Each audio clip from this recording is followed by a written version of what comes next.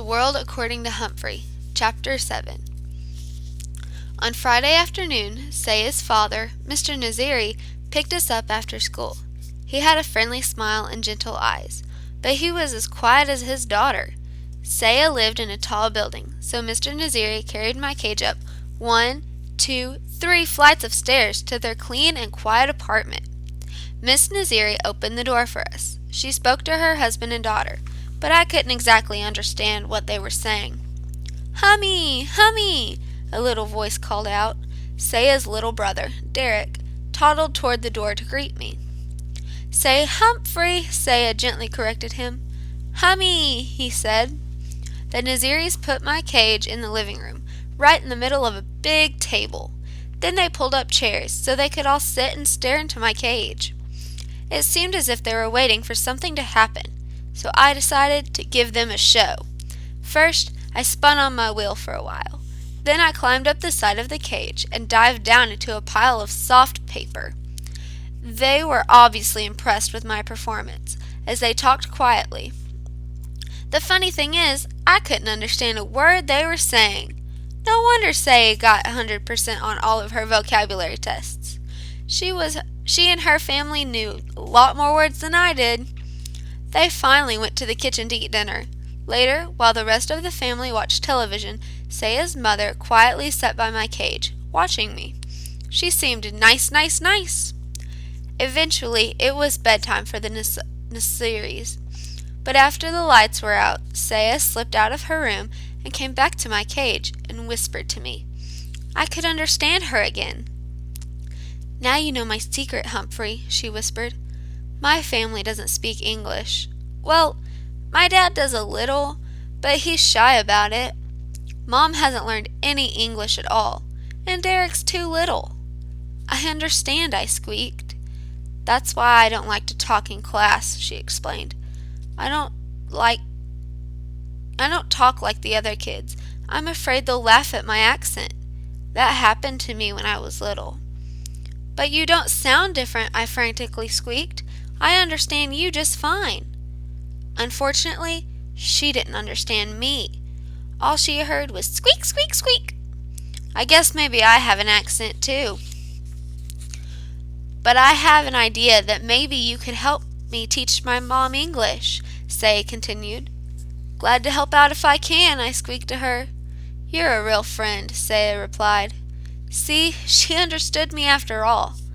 The next day, I dozed until late afternoon when Seya led her mom back to my cage. "Humphrey only understands English, Mama," Seya said. "Speak English. Say Humphrey." Seya's mom looked a little frightened, but she tried. "Humphrey," she said. "Hummy!" Derek cried as he raced into the room and climbed onto his mother's lap. "Say hello, Humphrey," Seya gently instructed her mother. "Hello, Humphrey," Miss Naziri said. I squeaked hello right back, and she broke into a huge smile. "Hello," she said. "Good job," I said. Well, things went swimmingly from then on. In a matter of hours, Seya's mom was saying, "How do you do? Nice to meet you. Would you like some water?" I did, thank you.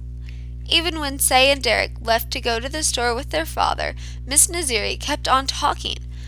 I let her know I understood what she was saying by wiggling my whiskers and hanging by one paw from the top of my cage. "Good boy, Humphrey," she said. Seya and her father were amazed at Miss Naziri's progress when they returned. The family spent the rest of the evening practicing English. First, Seya pretended to be a guest at the door. She went into the hall and knocked. Her mother opened the door. "Hello, Seya," she said. "Won't you come in?" Then Derek went out and knocked. Miss Naziri opened the door and said, "Hello, Derek. Won't you come in?" He rushed in and toddled right over to the table, shouting, "Humphrey, Humphrey!" Next, Seya convinced her dad to practice English with her mom. "What time is it?" asked Miss Naziri. "What time is it?" Seya corrected her. Miss Naziri got it right the second time. Then Dad looked at his watch.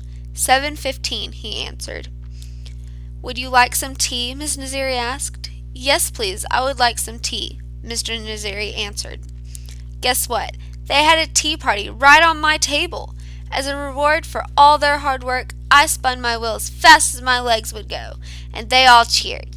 Later, after the lights were out, Seya slipped out of her room to talk to me again.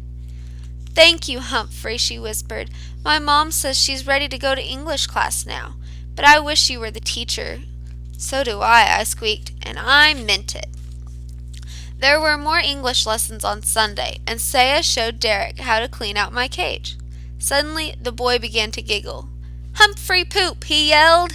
His English was improving too. On Sunday night, Seya gathered her family together again. "I want to teach you the American song," she said. Then she opened her mouth and began to sing. "Oh, say, can you see by the dawn's early light?" I stood up just like we do in the classroom when the Star-Spangled Banner is being sung. But I'd never heard it sung like that before. Seya had the most beautiful voice in the whole world. It was like a gentle breeze. No, like rippling waters. No, it was beautiful. If only our classmates in room 26 could hear her. Which gave me the start of another idea. But I didn't have time to think much at all, because soon the whole family was singing the Star-Spangled Banner, and I squeaked right along with them, even on those high notes. When we got back to school on Monday morning, though I was a little disappointed, Miss Brisbane asked Seya how things went over the weekend. "Fine," said Seya, "and nothing more. Like Miss Mack said, you can learn a lot about yourself by getting to know another species. But boy, sometimes it's a lot of work." That Monday, I sat in my cage worrying about Seya for quite a while before I dozed off. When I woke up, I noticed that room 26 had changed. The bulletin board was covered with brightly colored leaves. The tops of the chalkboards were lined with big paper witches, ghosts, and skeletons. Hanging from the light fixtures were black crepe paper bats. Then I looked at my right and gasped. A horrible, huge, orange face with an evil grin was staring directly at me. I jumped back, my heart pounding. "Hey, Humphrey, don't you like old Pumpkinhead?"